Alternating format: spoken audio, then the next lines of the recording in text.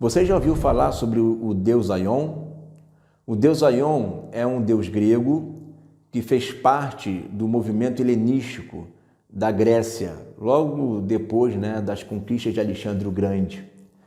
Então a Grécia, aonde ela ia entrando, aonde ela ia conquistando, ela ia deixando ali de legado a sua cultura seja artística, musical, seja uma cultura de linguagem e até religiosa.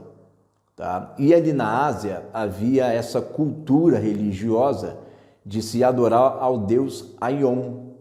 Este deus Aion é um deus que era o deus do tempo.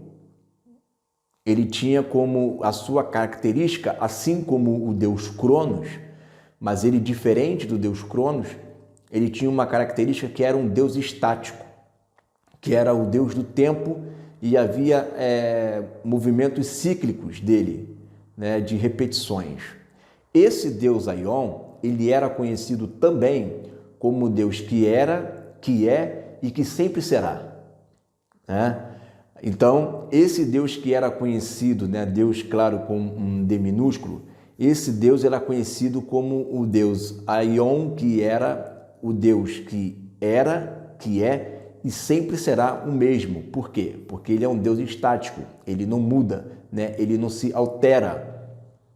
Era o Deus do tempo, e esse Deus do tempo que tinha a autoridade sobre o tempo, por ser estático, ele era adorado e era sempre visto como um Deus que ficava nu, com o envoltório de uma serpente, em torno dele, dentro de um círculo. Esse círculo aí é um círculo zodíaco, ou um círculo que se entende ali que é o ciclo do tempo, que está sempre se repetindo, tá? Quando o apóstolo João ele escreve a cartas para as igrejas que estão na Ásia, ciente disso, Deus ele faz o contraponto a esses deuses. Em Apocalipse, no capítulo 1, no versículo 8, diz assim: Eu sou o Alfa e o Ômega, o princípio e o fim. O Senhor, diz o Senhor, que é e que era e que há de vir, o Todo-Poderoso. Então você vê que esse Deus, que se coloca como o Deus Aion, o Deus poderoso, o Deus que possui o poder e do tempo, que era, que é e que sempre será, Jesus ele faz o contraponto a ele, logo na identificação, porque quando diz aqui no verso 4, as 7 igrejas que estão na Ásia, essas igrejas realmente existiram. Só que essa igreja não é só para as 7 igrejas da Ásia, porque Deus não tem só essas 7 igrejas diante dele. Deus tem toda a igreja espalhada em todo o mundo, às suas mãos. E ele caminha por todas essas igrejas.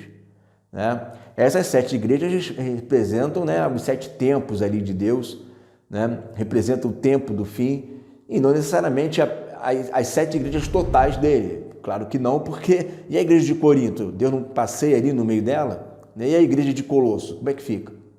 Então, essas igrejas que estão ali, que representando ali os tempos proféticos, Deus, ele, ao se dirigir à igreja que realmente existiu, mas com uma linguagem profética, quando a carta chega até ela, já chega com esse cunho de Jesus que substitui esse Deus Aion.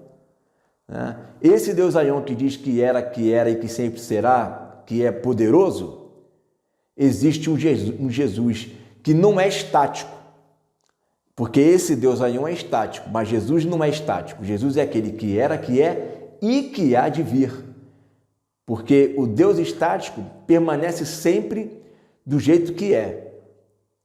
O nosso Deus também permanece sempre do jeito que é. Hebreus 13:8 diz que Jesus é o mesmo ontem, hoje e eternamente.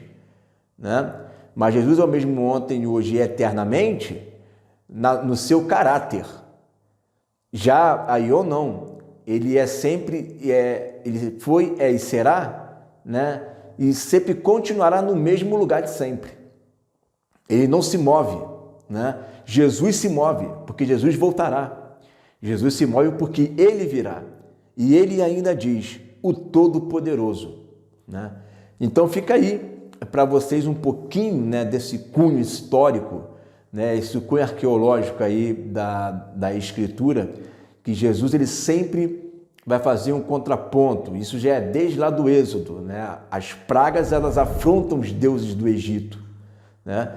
Da mesma forma, Jesus, ao se identificar assim, ele causa uma afronta aos deuses gregos do período helenístico que estavam ali na Ásia, certo? Então isso daí, minha gente, por hoje é só, né? Até a próxima, fique na paz.